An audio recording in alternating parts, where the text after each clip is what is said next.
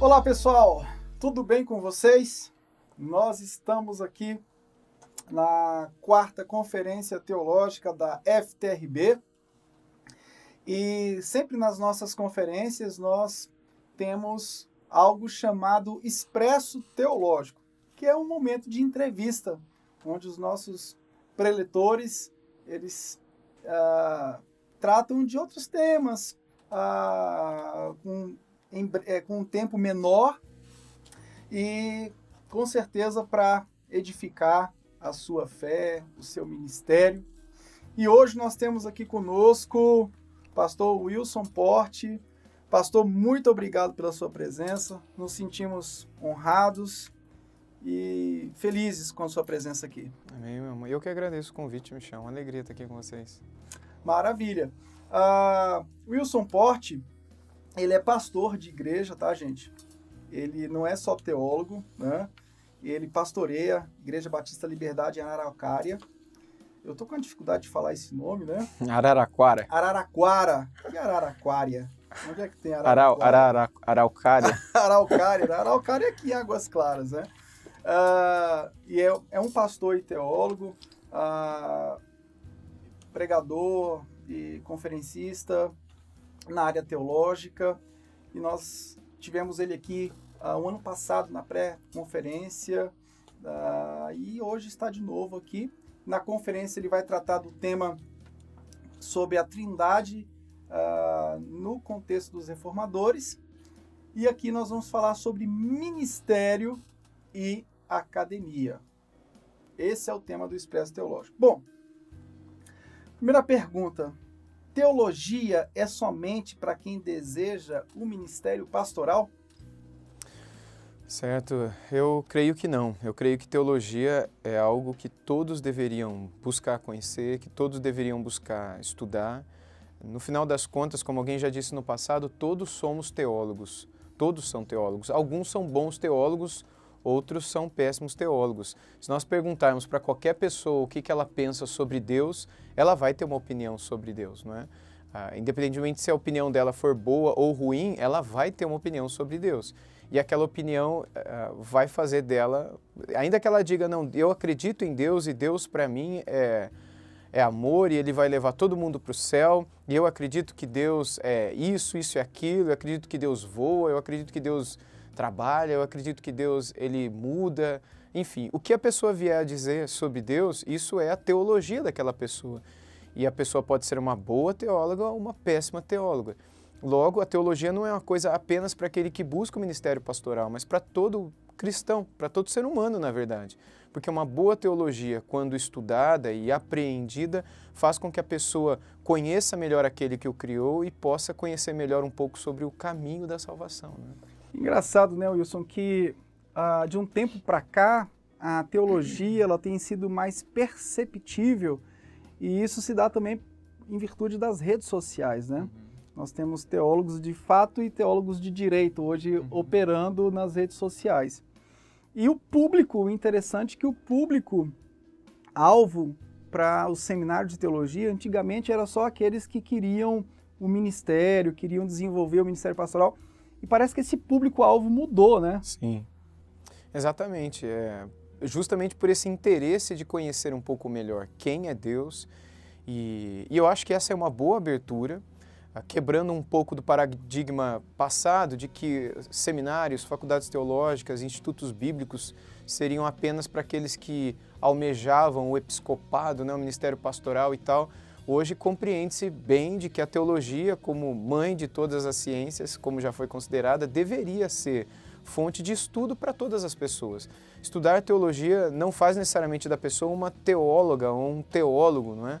Mas pelo menos ajuda essa pessoa a pensar teologia, a compreender o pensamento teológico sobre Deus, sobre a salvação, sobre Cristo, sobre o Espírito, assim como ele foi obtido ao longo da história da igreja. E faz com que a pessoa hoje, quando ela quiser falar alguma coisa sobre Deus, ela possa falar com propriedade e não à luz da própria consciência dela, da própria imaginação dela, à parte da palavra de Deus.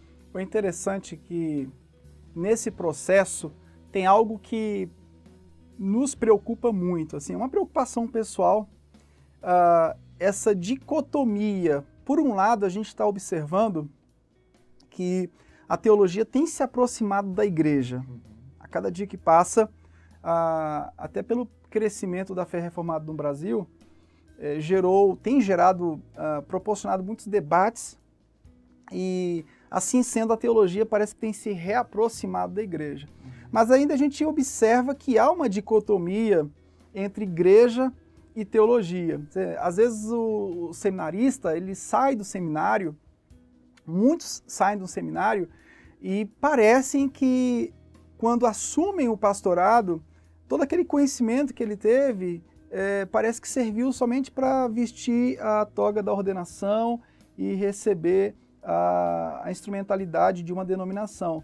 Isso tem acontecido, já aconteceu, é uma dicotomia perigosa, né? Sim, sim, porque faz com que a pessoa nunca mais volte aos livros e muitas vezes nunca mais volte à Bíblia. Se ela imaginar que teologia é coisa apenas para 4 anos, 3 anos, 5 anos de seminário, quando muito um mestrado, um doutorado em teologia.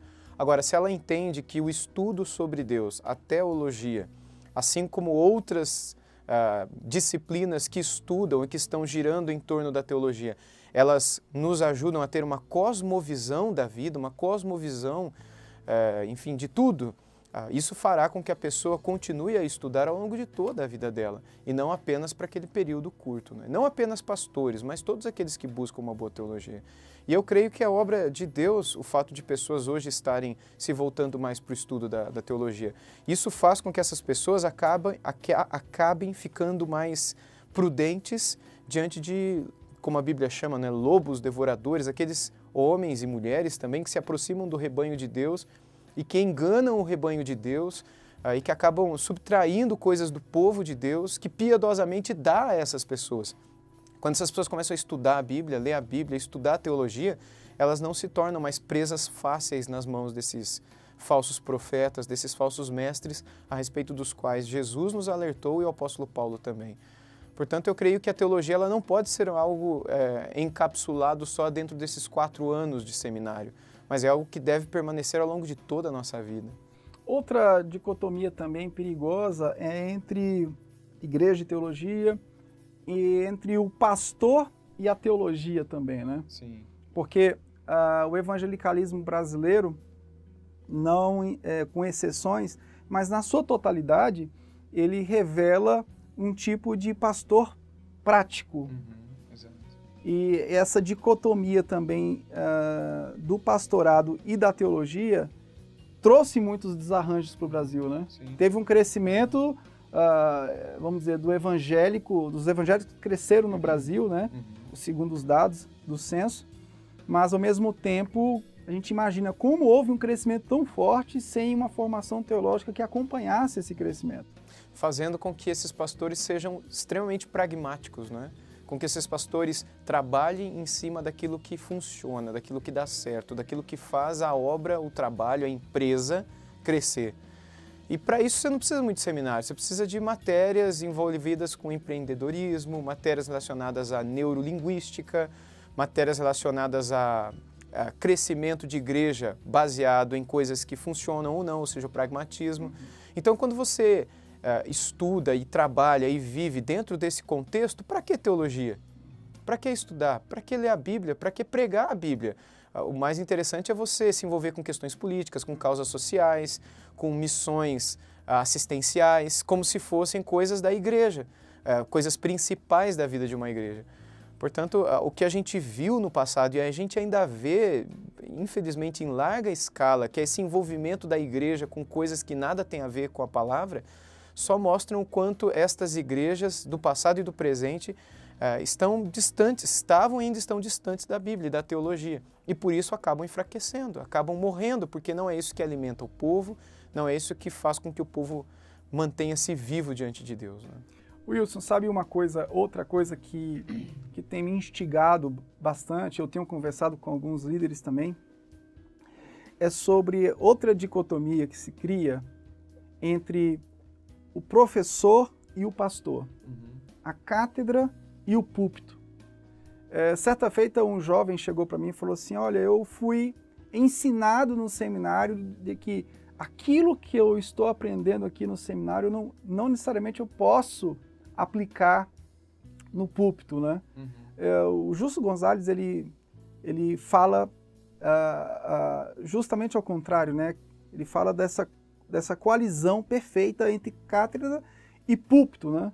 Ou seja, não tem como, né, separar essas duas coisas. A harmonia deve ser plena, né? E como a gente vai harmonizar isso hoje em meio ao liberalismo teológico?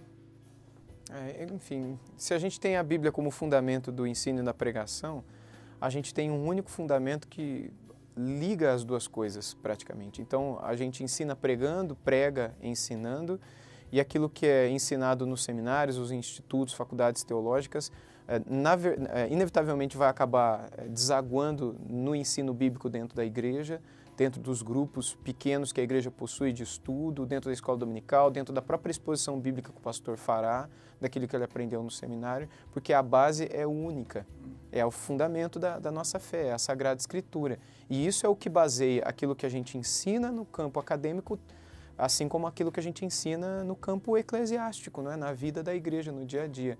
Quando a gente faz essa dicotomia, a gente acaba caindo no pragmatismo, que é indo para aquilo que dá certo. Tipo, o que dá certo? É show? É festa? É fazer isso? É fazer aquilo? Porque só estudar a Bíblia parece que está deixando a coisa meio monótona, meio pesada, o povo não está gostando, né? Então você acaba tendo que manter o povo com aquilo que um dia você ganhou o povo, que é o pragmatismo, que é as coisas que, enfim, ele vai achar muito melhor realizadas fora da igreja do que dentro da igreja. Por isso que é importante a gente valorizar o estudo das Escrituras, a teologia, e começar de pouquinho, começar uma tradição dentro de cada uma das igrejas, daqueles que estão ouvindo a gente, enfim, as pessoas com quem a gente convive.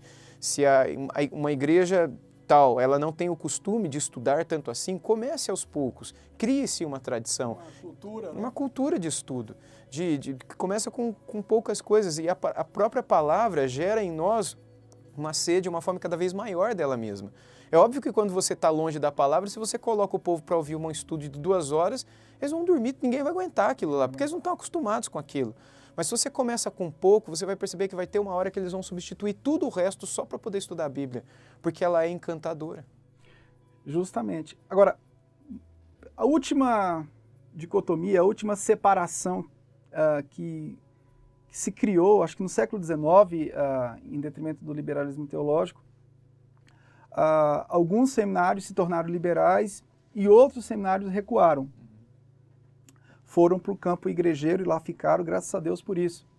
Agora, hoje nós temos um problema, que são seminários que não querem se envolver no campo acadêmico do ponto de vista de que os alunos que são formados no seminário, eles não têm condições de participarem até de grupos de pesquisa com alunos de universidades públicas. Assim, a teologia ela se torna privada aos extremos, e aquela proposta de levar a teologia para o processo da publicidade, transformar a teologia privada em pública, sem perder a essência dela, parece que isso é outra dicotomia também, né? Há um medo dos seminários em querer publicizar isso, querer discutir isso, ou seja, levar vamos dizer, a teologia bíblica, a Bíblia como autoridade de fé e prática, levar isso para o meio acadêmico, né? Exato. Cada seminário tem a sua própria história, né? Cada faculdade tem a sua própria história, seus próprios propósitos e objetivos com aquilo que faz dentro de si. Mas, sem dúvida nenhuma, a teologia deve ser vista hoje como ela era vista no passado, ou seja, uma ciência. E o foco dela é fazer com que as pessoas estudem a história do pensamento cristão, a história da igreja, estudem as próprias disciplinas, as doutrinas que compõem toda a teologia, não é? As várias disciplinas que compõem a teologia, e fazer isso de uma maneira metódica, dentro de uma metodologia de pesquisa científica que faça com que as pessoas que estão no campo teológico estejam trabalhando não só no pé de igualdade, mas com um afinco e um desejo, uma paixão ainda maior do que aqueles que estão no meio secular estudando outras coisas, como, por exemplo, a estrutura de uma bactéria, ou como fazer o alicerce de um edifício de 14 andares. essas pessoas, quando estudam o que estudam, estudam com afinco, porque gostam daquilo e querem entender bem daquilo. Eu acredito que os seminários devem, sim, todos nós, primarmos para que aqueles que estão dentro das salas de aulas, eles levem tão a sério quanto, se não mais, aquilo que eles estão estudando. Nós precisamos de conservadores que discutam o fundamento da nossa fé lá fora. Sim, exatamente. É claro que o humanismo ele parte do pressuposto da autonomia do ser. Mas, como diz a aluna do Rudolf Bultmann, a Etta Leinemann, né, que publicou Crítica Bíblica pela editora Cultura Cristã. Ela foi aluna do Bultmann, depois ela se converteu de verdade. E ela disse, olha, aqueles pressupostos do historicismo crítico, do liberalismo teológico, eles nunca conseguiram provar aquilo. Quer dizer, então a gente precisa de bons teólogos conservadores também para discutir teologia. Quer dizer, na teologia bíblica você tem uma enxurrada de teólogos liberais lançando obras e mais obras, tentando desconstruir. E nós precisamos também desses teólogos, né? Sim, sem dúvida nenhuma. Para bater de frente com toda essa pragmática teológica liberal, né? Exato, exato. Eu acredito que eles estão, nesses últimos tempos, se levantando. Muita gente boa que tem levado a sério os estudos, que tem se dedicado à leitura e ao conhecimento e à reflexão teológica. Não só o conhecimento daquilo que outros escreveram, mas eles mesmos, por si, escreverem, dialogarem com o que está acontecendo no mundo hoje e fazerem teologia, não só citarem teólogos ou entenderem a história do pensamento. Exato. Mas usarem esse conteúdo aprendido para dialogarem com aquilo que nós vivemos hoje, com uma cosmovisão bíblica. Muito bem. Bom, passou rápido, né? Mas nós estamos chegando ao fim de mais um Expresso Teológico. Eu queria agradecer, pastor Wilson Porte, Deus te abençoe. Gente, ó, o Wilson Porte é uma figura simples, é gente como a gente. O pessoal estava me perguntando, e aí, como é que é o Wilson? Ele já veio aí, tá vindo aí de novo? Não, é uma pessoa super simples, tá? Essa turma que vem aqui na FTRB aqui é uma galera muito tranquila, são homens de Deus, são pastores, teólogos, mas homens de Deus na sua simplicidade. E o Wilson, a gente observa isso nessa segunda vez que ele está vindo aqui, e a gente fica feliz também por isso. Isso nos conforta bastante. Eu sei também que conforta você aí que acompanha o trabalho do Wilson Porte. Lançou um livro pela editora Fiel chamado Depressão, vai estar vendendo aqui na nossa conferência. E outros livros, eu queria que você falasse agora dos livros que você tem lançado. Joia. São 4 livros até o momento publicados, né? Esse pela editora Fiel, Depressão e Graça, no qual eu trato de pessoas, servos de Deus na Bíblia, que passaram por grande sofrimento, e dialogo um pouco sobre a depressão. Justamente nessa área que a gente falava há pouco, com toda a bagagem que a gente tem do estudo da teologia, como é que a gente dialoga com o que está acontecendo hoje em dia? Um outro livro foi publicado pela editora Visão Cristã, da Vinac, né, agora no começo de 2017. Consciência Cristã, né? Consciência Cristã, chamado Uma Visão Cristã sobre a Bíblia, no qual eu falo um pouco sobre a história da perseguição da Bíblia, de como a Bíblia chegou até nós debaixo de perseguição, uma história triste de como a igreja perseguiu a própria igreja por causa da palavra de Deus, e do que seria a revelação, e do que as pessoas têm feito hoje com a palavra de Deus. Dialoga um pouco com essa questão de, não, Deus me falou, não, eu senti no coração, ou seja, a gente não precisa mais de Bíblia, Deus ele fala de outros jeitos, né? Então, qual é a visão que a gente tem que ter sobre a Bíblia, qual é o lugar dela? Um terceiro livro, esse publicado de forma independente, se chama Um Pregador da Graça, e nele eu conto um pouco sobre a história dos batistas e, de um modo especial, a história de um batista reformado do século XVII e sobre como as doutrinas da graça e o pacto da graça e toda essa compreensão sobre a graça norteavam o pensamento desses teólogos e pastores batistas no início dessa tradição, lá no comecinho do século XVII. Eu conto um pouco da história da Igreja Batista também. E um quarto livro, o último livro foi lançado há coisa de um mês atrás, pouco menos de um mês, se chama Um Guia para a Nova Vida, que é, na verdade, uma catequese que eu escrevi para a igreja que eu pastorei em Araraquara. E é um material para ser usado no discipulado cristão, na catequese, né? E acabou se tornando um livro. E acabou se tornando um livro. Esses legal. Irmãos da editora Concílio conheceram o material e fizeram um excelente trabalho de diagramação e todo o empenho deles na publicação, e também está à disposição, né? Que bom. Wilson, Deus te abençoe, meu irmão. Amém. Deus te dê graça, saúde, porque a caminhada sua é pesada. O Wilson anda muito, eu acompanho ele nas redes, eu sei que ele anda bastante. Deus abençoe vocês e amanhã nós estaremos aqui junto com Walter McAllister, falando sobre espiritualidade reformada. Um abraço, daqui a pouco esse vídeo está no YouTube também. Tchau, tchau, gente!